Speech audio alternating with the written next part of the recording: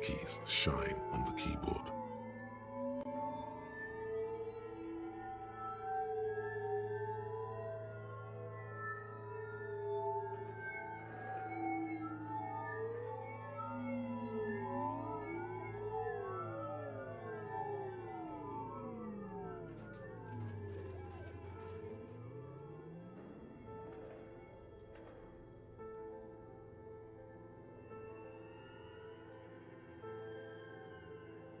Like a smooth draw, the filament slides into place.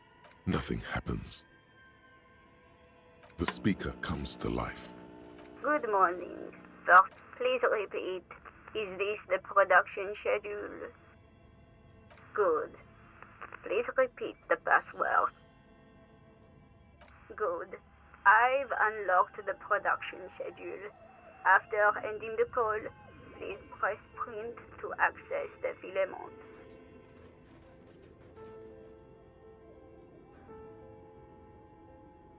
Really?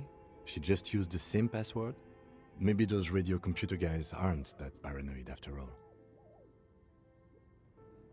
Fortress accident. Is there anything else I can do for you today? Thank you, and goodbye.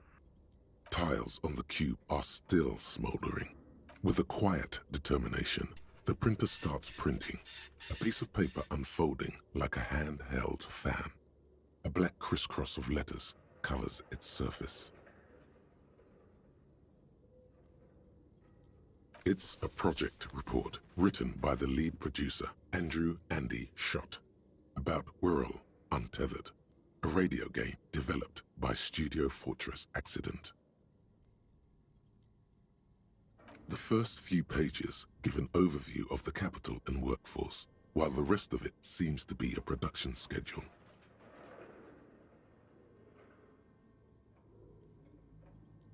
Fortress Accident employed 18 people, the bulk of the team composed of writers and concept artists.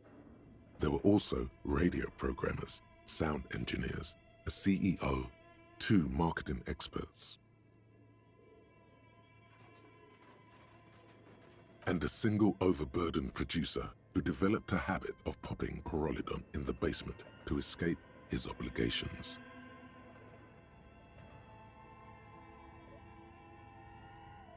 But on the other hand, their obligations were piling up at an inhumane rate, a rate that could only be amended by Pyrrolidon.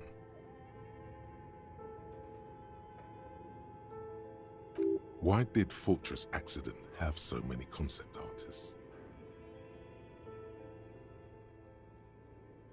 It didn't.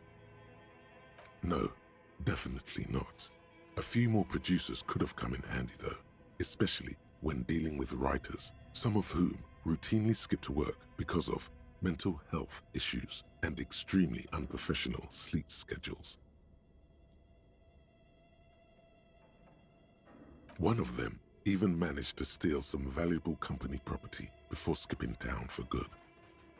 In its short time of existence, Fortress Accident SCA managed to burn through truly insane amounts of money.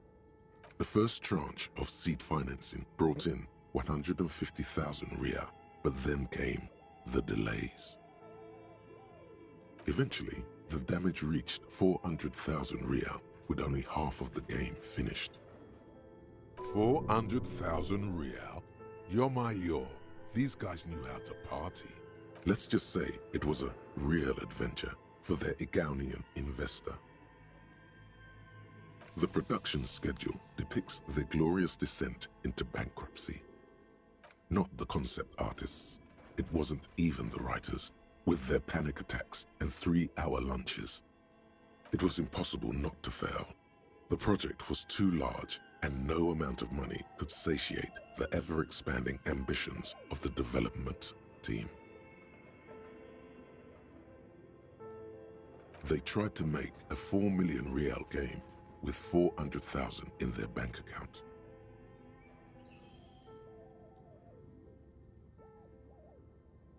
They thought they could bridge the gap with pure willpower and imagination. They couldn't.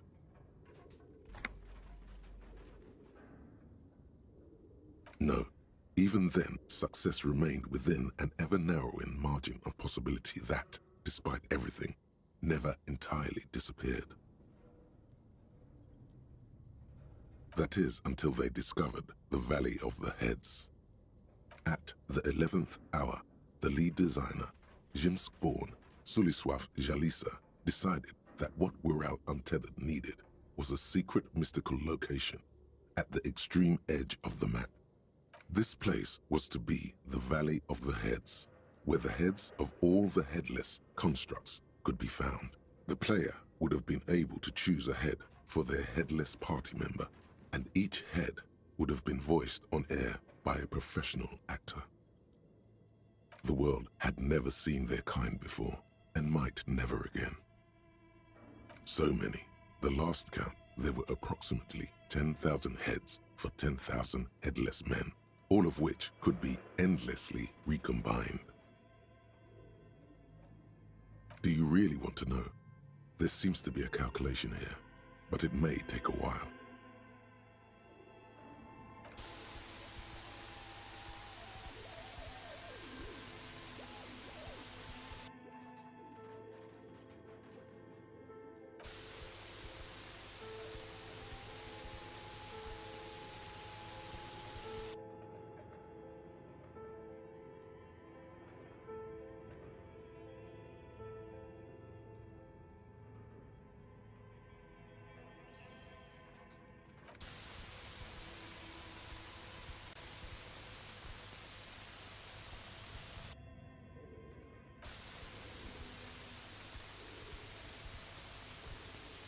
The lieutenant taps his foot impatiently, his arms folded tight against his chest.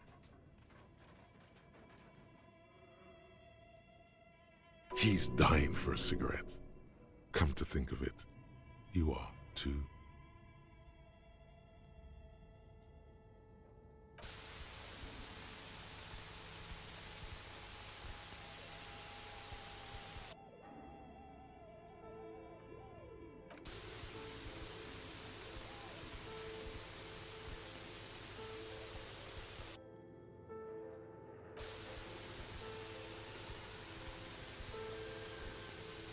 What if you broke the radio computer?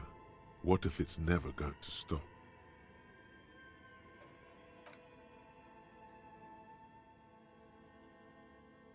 And that's it. Well, yeah, that and the catastrophic data loss. On the nature of the data loss, there's ominously little information in the production log.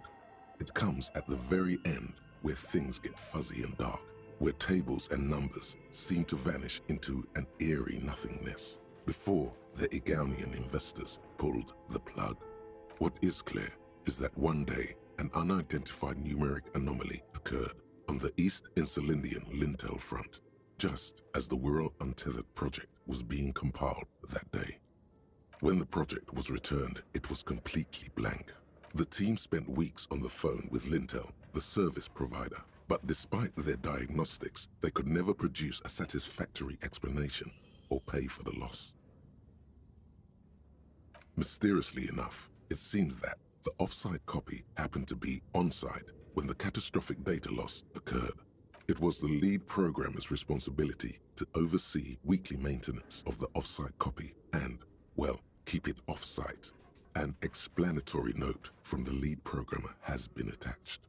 S. Luukinen Kilda, the lead programmer of Fortress Accident. The off-site copy was on-site because there was no off-site anymore. Not for me, not after 8 months of crunch. I didn't have a home anymore, so I started keeping it in the basement in the ice bear refrigerator near where I went to sleep. It was perfectly safe there. The temperature conditions were optimal. Her former colleagues would agree with you. She's right, actually. Nothing wrong with keeping this type of filament memory in a fridge. The production schedule ends with a few random notes that seem to be added sometime later. 4 months later, by an unknown author. I am the only one left, and it's gotten rather damp here. A few other businesses have gone under, too. Slipstream switched to making skis, and the hairdressers just left. cursing Martinez. They're right though. Something's seriously wrong with this place. Mark, still haven't got an answer from Lintel about what happened. All I could get were the physical coordinates of the error on the East Insulindian front on that day. Since the computation happened on air, I reckoned it had to coincide with an actually existing location. I have compared the coordinates to a map of Revachol West. Turns out it's only 800 meters from here. The address is Saint-Brun 1147. I am going there to look this thing in the eye. Saint-Brun 1147? That's what the street sign next to the church said. Tiles on the cube are still smoldering.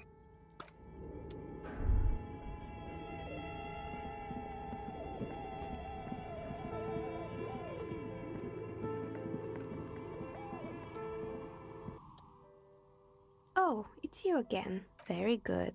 That will be 7 real for 1 custom die. Here's your amber die.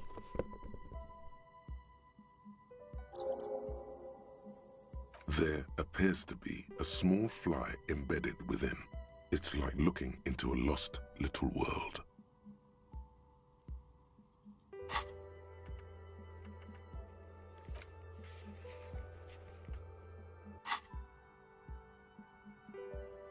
I'm sorry. I'm a bit overloaded just...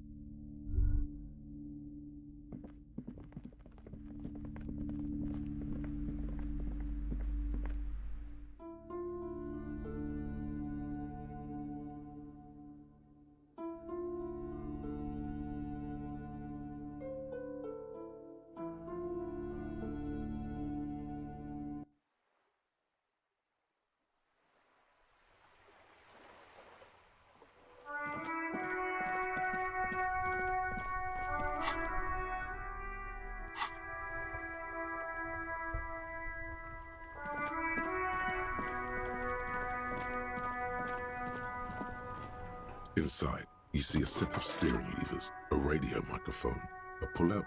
This is Precinct 57. How may I assist you?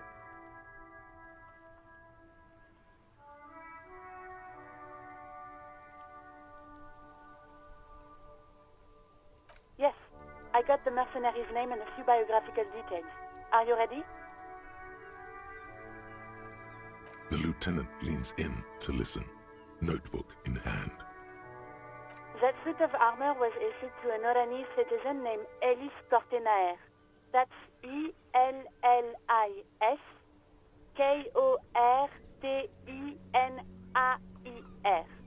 Exact date of birth, unknown.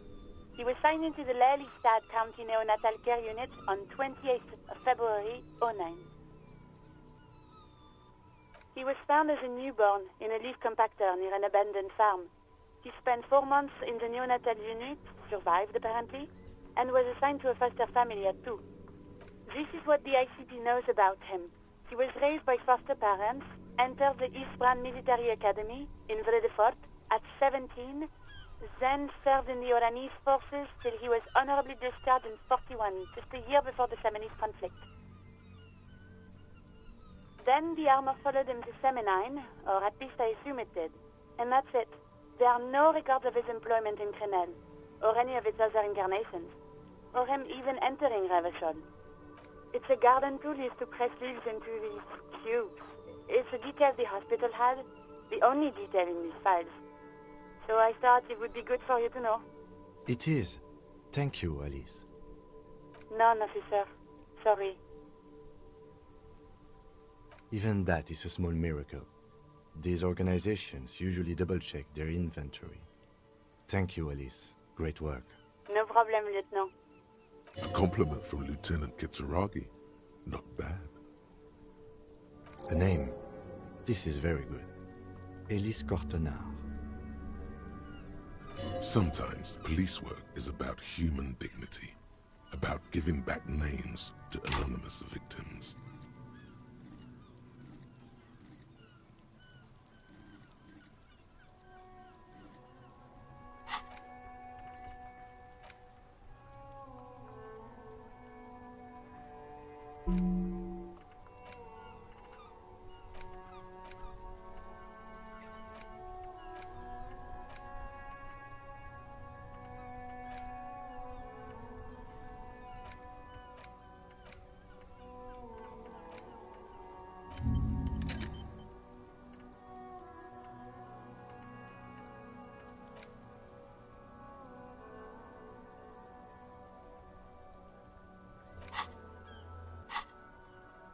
I'm glad the inquiry was helpful to your investigation, officer. Did you have any other questions? Just a moment, officer. 10-4, come in, officer. Over. 10-4, sir. Sorry, but I'm under orders to give a negative to request for personal information. Over. 10-4. Orders are still orders. Anything else? Over. Roger that. 10-10, over and out. This is Precinct 57. How may I assist you? It will take just a moment, officer. Her voice. Gottlieb, what you get yourself into this time? I didn't, but now I do. How's the drinking going? Great. Have a medal. I have an autopsy to attend to. An autopsy of one Chester McLean who died of fish poisoning. Fucking, I'm not dead. It just hurts, okay?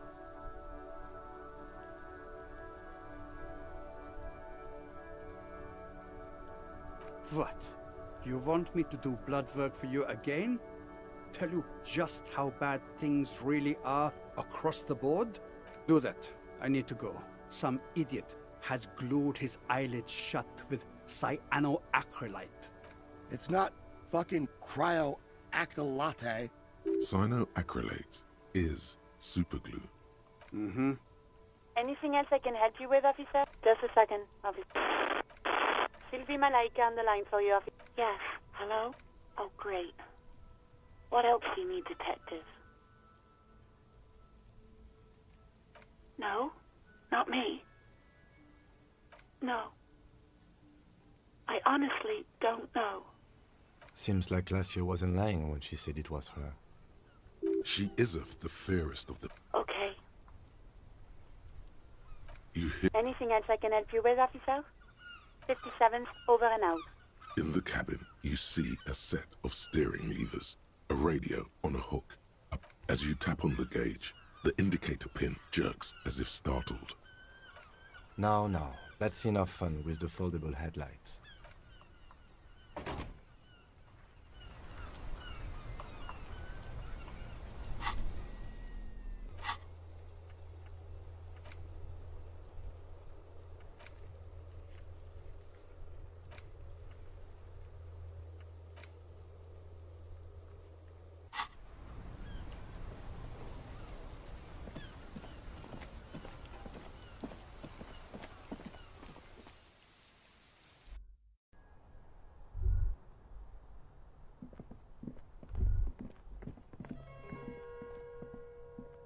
You clearly see footprints in the downy carpet of dust covering the workshop floor. Jackpot. These, unlike everything else here, are new. Large prints, most likely made by Boots. One person has been here. Shoe size is 41 to 42. Of course. Damn.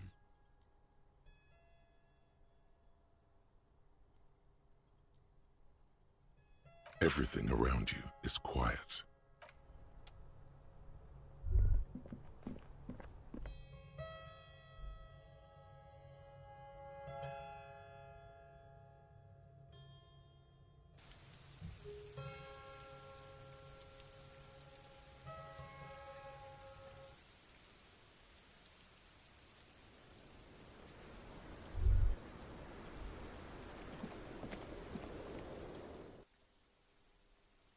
officer.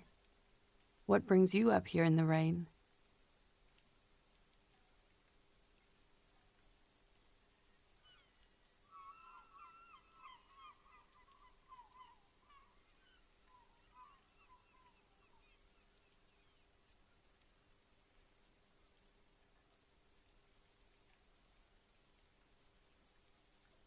Yes, miss. I hope you don't mind.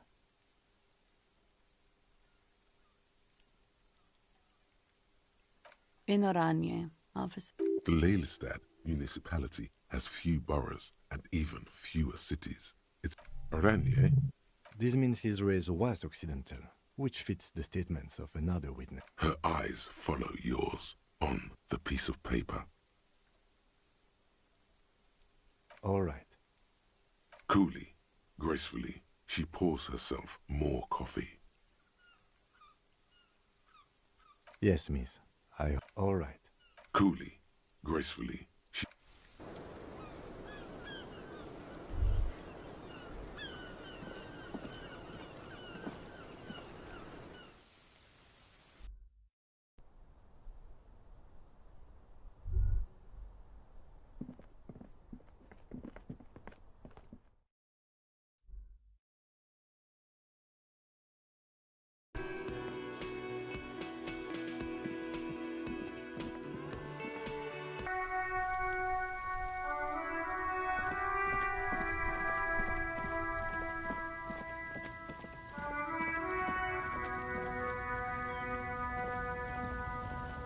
Looking for something odd? Come to tell me to fuck off again? Oh, not much anymore. I'm here to pick up some cargo, but... apples. Apples is exactly the kind of thing you'd say if you had something to hide. Yeah, apples? I take it you had other questions?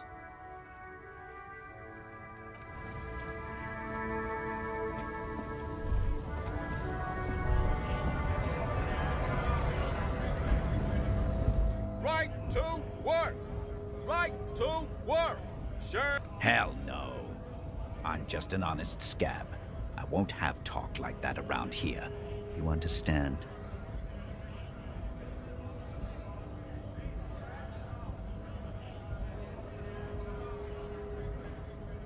His neck muscles tense up. The veins on his neck bulge. It just has to be said, that was not a convincing line. Fucking loincloth. Loincloth? Now you see, that's not really what a scab would say, is it? Better not to press the issue further, sire. He seems tense.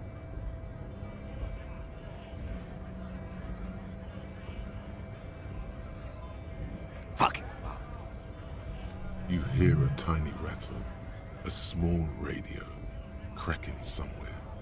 An earpiece. I'm going to interpret that as a yes. How about you fuck off now, huh? Okay, of course. There could be weapons aiming at us right now, somewhere above, in the buildings. The man's breathing steadies, but...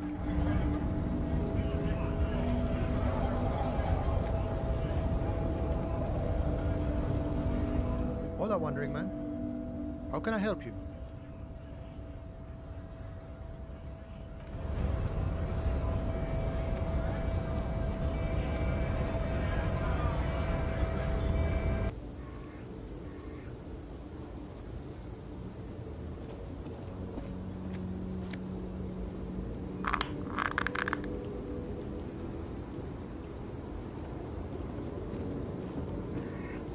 Lowman, you caught me at an opportune moment. This awful weather keeps me awake. You can entertain me with your questions. Of course not.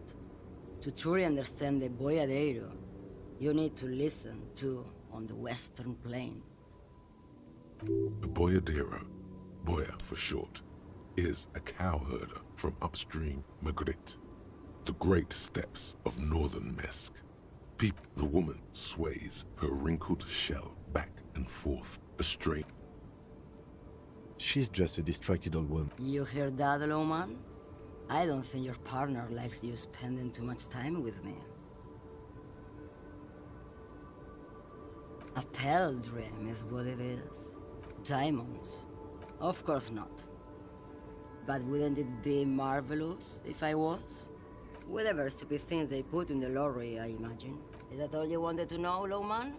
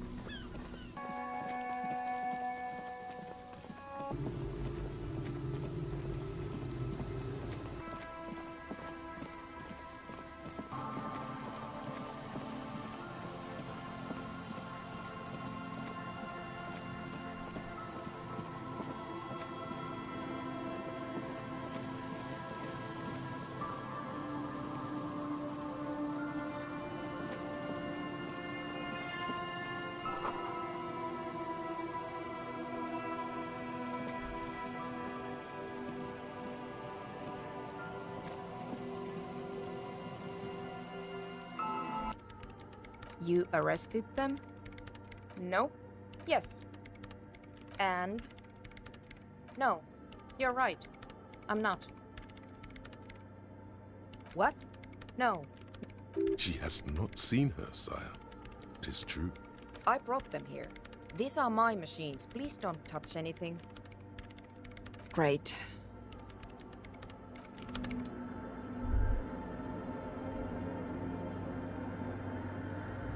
The mother of Hugh.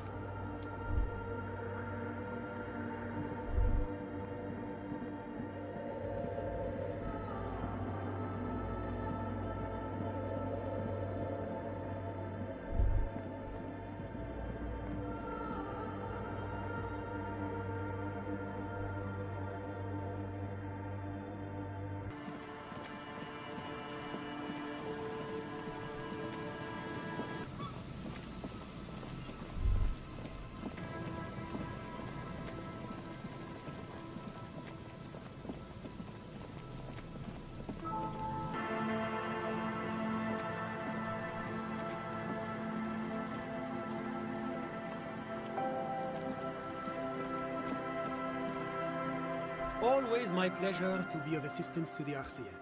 Godspeed, and if we don't meet again, bonne chance.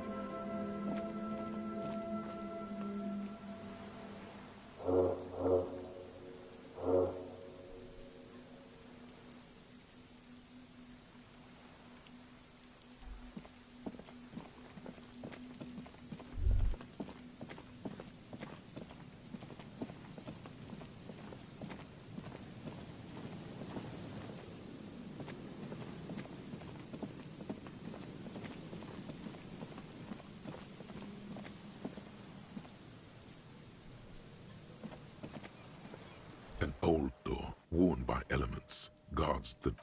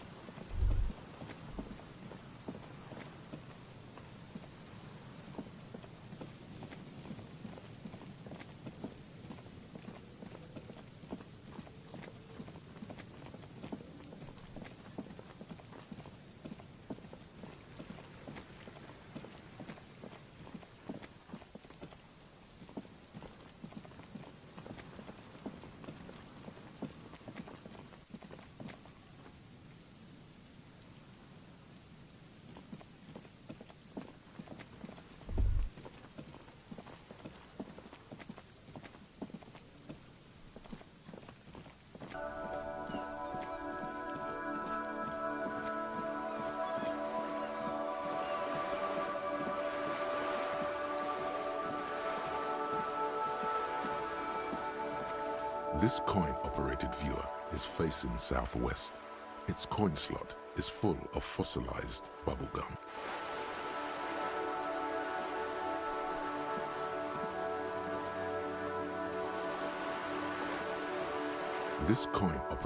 A thick layer of graffito covers the lenses. You spell out the word, oh, that's Kuno on the lens. Under the graffito, a sea of blues and grays appear. You know this to be the star of Pericarnassus, or the Cairo, the central symbol of the Pericarnassian church, a star, a great moral height to be strived towards.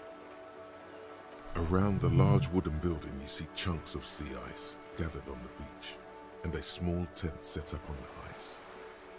The metal feels cold and wet under your palm.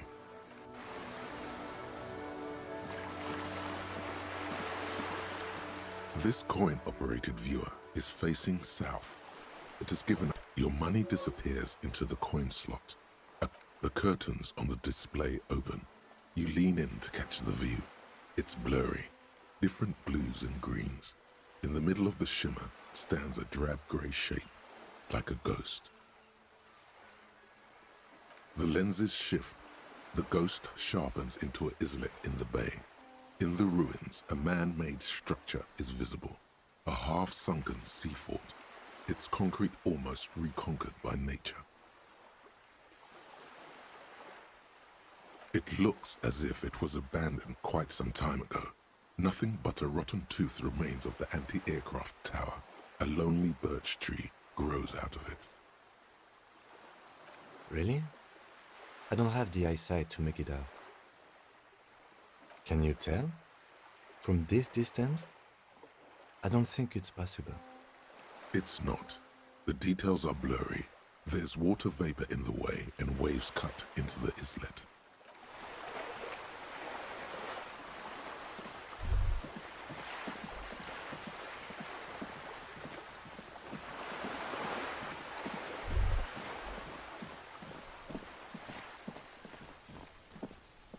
Just an ordinary wall.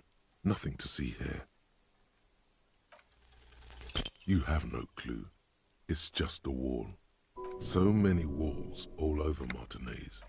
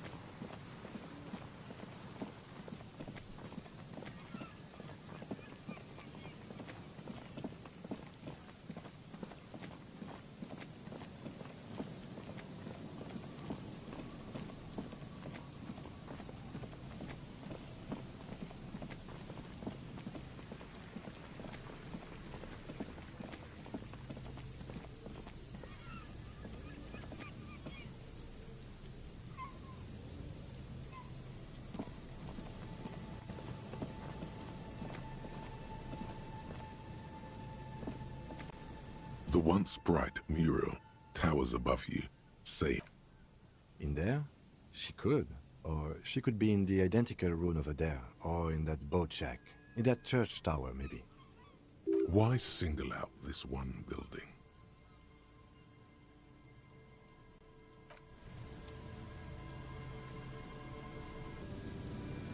The once bright mural towers above you, saying, even though you're sure you succeeded, all is quiet. There is no cold hand brushing against your forehead, no rustle in the reeds. The wind has died down. The ruin in front of you is silent as a tomb. Trying to talk to the wind, the city, whatever you thought would happen did not, and now you're just standing there in the pale of the morning, with your hands fallen to your side. Is trying to talk to the city something you've done before? Is it in your secret repertoire? A trick for when you're out of ideas? How do we? I was really hoping she'd be in the village. Okay. She's probably north of the village, and this place is a peninsula. We already scanned most of the outdoor areas on our wild cryptid hunt, so we have an understanding of the geography, at least. And then there's the church. We've already searched that and can rule it out. I know it doesn't feel like progress, but exclusion is a step too. Anyway, we do it the old-fashioned way, sector by sector. Go over the whole peninsula, ask the locals, enter the places where we can enter first, like we did in the village. Then, if we're desperate, we can look where we can't enter. Bunkers, storm drainage, this place. I'm sure it won't come to that. Walk the coast, the old boardwalk, the reeds. You can always come back here and talk to the wind again. Look where it already got you. An adventure awaits. An adventure on the windswept urban coast. Buckle up and raise your collar. This search is going to be wet and cold.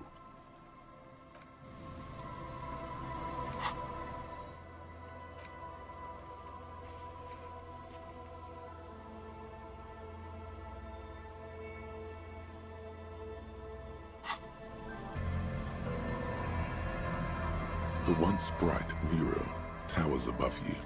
Suddenly, there's a sigh, carried on the molecules around you, moving, flowing from high pressure to low pressure, like that of a woman emptying her lungs. She wraps the collapsing stone box in front of you in her breath, flowing through it.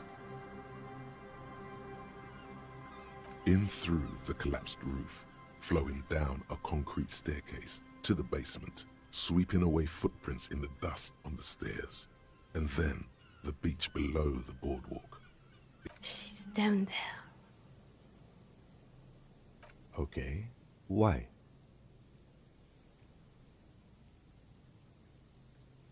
Right.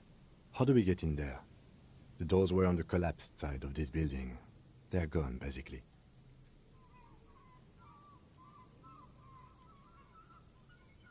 Finally, my time to shine. Perhaps you can climb them. We are not climbing anything. I'm 43 years old, and I plan to live to see 70.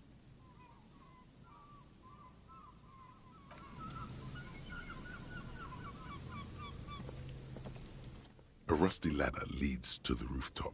Some of the rungs are missing. Yeah, that doesn't look good at all. The distances between the remaining rungs are rather wide. You'd have to use the mounting brackets. However, they seem corroded and the peeling rust is razor sharp. In addition, the first rung is going to be tough to reach. It's what, 3 meters above the ground, and you're 180? Not to mention that the roof is collapsing and the wind gets pretty brutal up there. Dismounting from the ladder is going to be hard. Perhaps if you were to not climb the ladder. Instead, what if you were to do something more subtle? What if you were to reconceptualize climbing the ladder? Teleportation is not a thing. This really has nothing to do with adventure. Oh yes, it could hurt. He is restraining himself from using a parental tone with you right now. All you need to do is close your eyes and concentrate. Darkness enfolds you. You can feel the distance between the bench and the first rung of the ladder. Zoot, zap, pow, crinkle. It's like magic. You feel yourself disappear, your atoms fading out of existence. Oh my god, I can't believe it. Bam! You find yourself on the roof, having mastered the art of physical displacement. I just saw you climb the ladder. You just climbed it like a regular person. The wind at the top of the building starts howling loudly, blowing away the lieutenant's voice. Faintly you hear, Never mind. Find a way to let me in when you get inside. Don't go adventuring with a backup, especially if we think the suspect may be hiding here.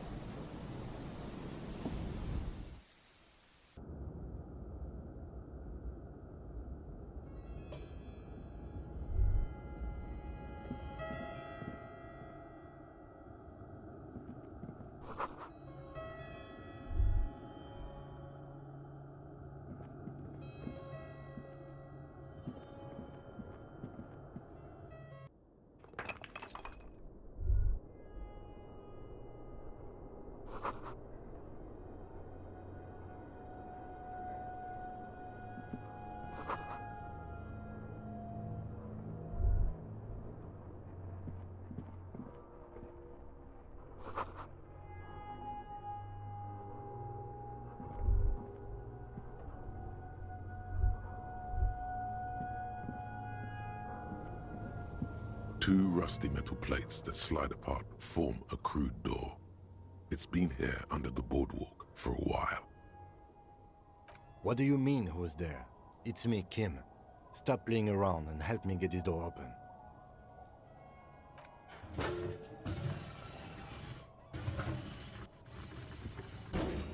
The doors seem to be on rails, but they've gotten jammed.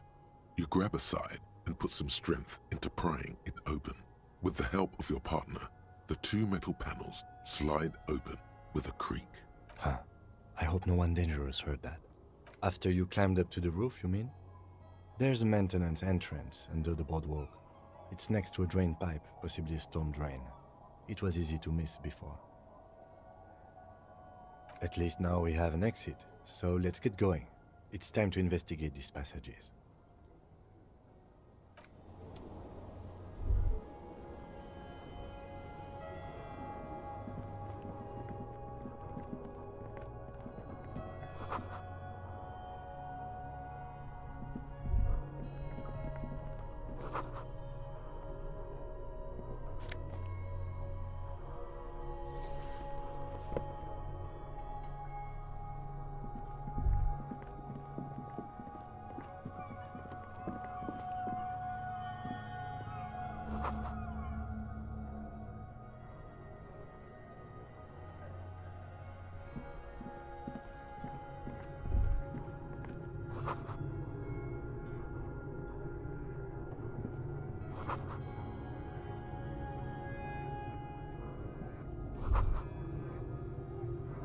Could this have been the killer's hideout?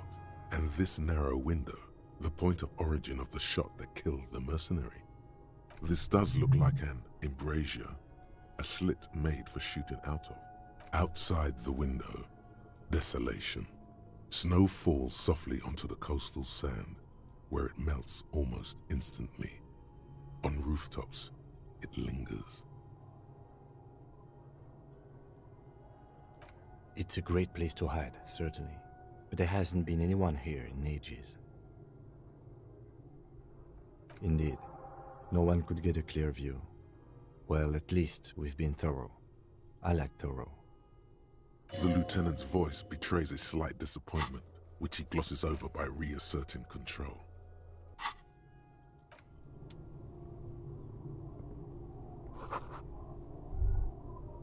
A mustachioed and mutton-chopped man, amateurishly depicted, gazes at you with sad eyes.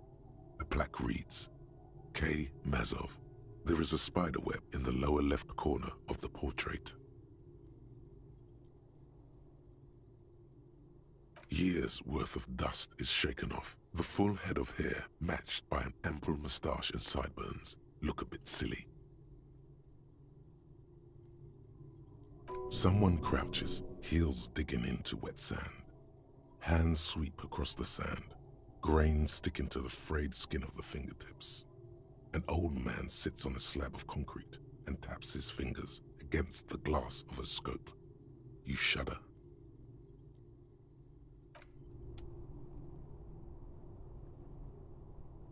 A mustachioed and mutton. Yes, I can see that. Looks like some communists were hiding out here. They left a long time ago. The lieutenant does not seem to share your enthusiasm. Half a century? This was probably part of the network of defense posts the communards built against the amphibious landing. I think the purpose of this bunker was to produce propaganda. It would have had radio equipment back then, but that's all been looted. We have found a lot of those lately. I guess what most people think of as history tends to linger in rundown neighborhoods. Martinez being what it is, no one has gone through the trouble of cleaning out the old bunkers. Good hiding place for someone who's up to no good. I won't stand in your way, but only after we're through with this case. Millions of depictions of Mazov have been produced. They're not all connected. Besides, that looked like some student. The youths always go for this kind of stuff. You mean like Ruby? No, I think we've stumbled on a piece of history.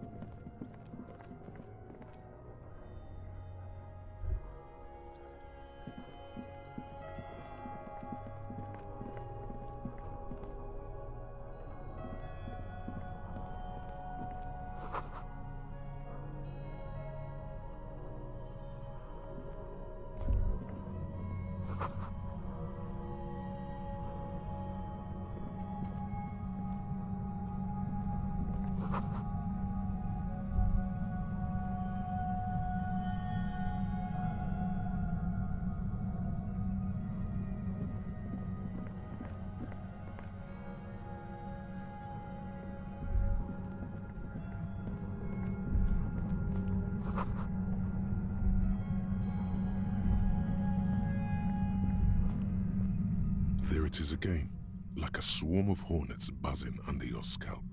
A strange tingling you can almost smell. No, what do you mean?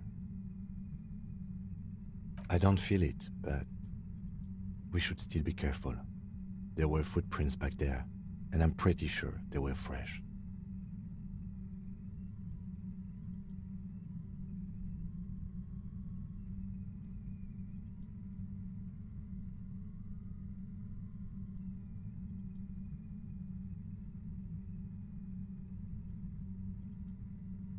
No, but you are the sensitive one. It's not a quib. The situation is dangerous. Looks like our suspect. If she's in here, we need to plan our next step carefully. Once we detain a credible suspect, who knows what the Union and the Wild Pines will do? We'll set in motion events we have no control over.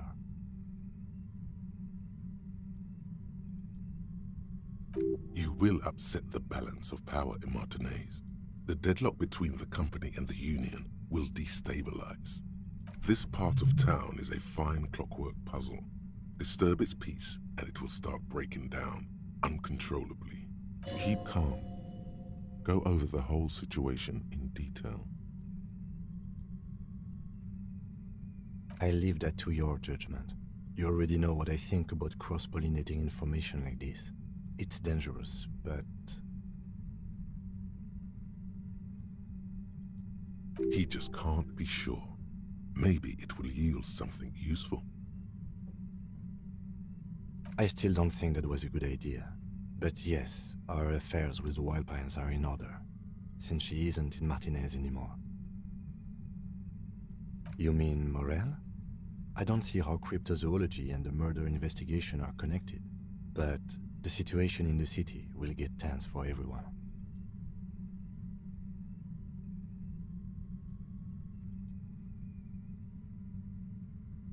If it gets that tense, the amateur zoologists might not be able to do their job. Well, we are not responsible for what we can't predict, are we? I don't think the entire city will be razed to the ground.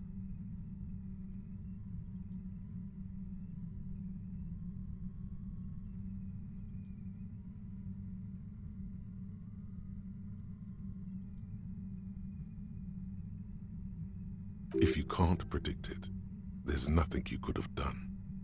I think I see a cavern. Maybe more cellars? I think we've been careful enough. We still have the element of surprise. I wouldn't be so sure. You haven't exactly been sneaking. Or maybe not. Either way, once we go deeper, there will be no turning back.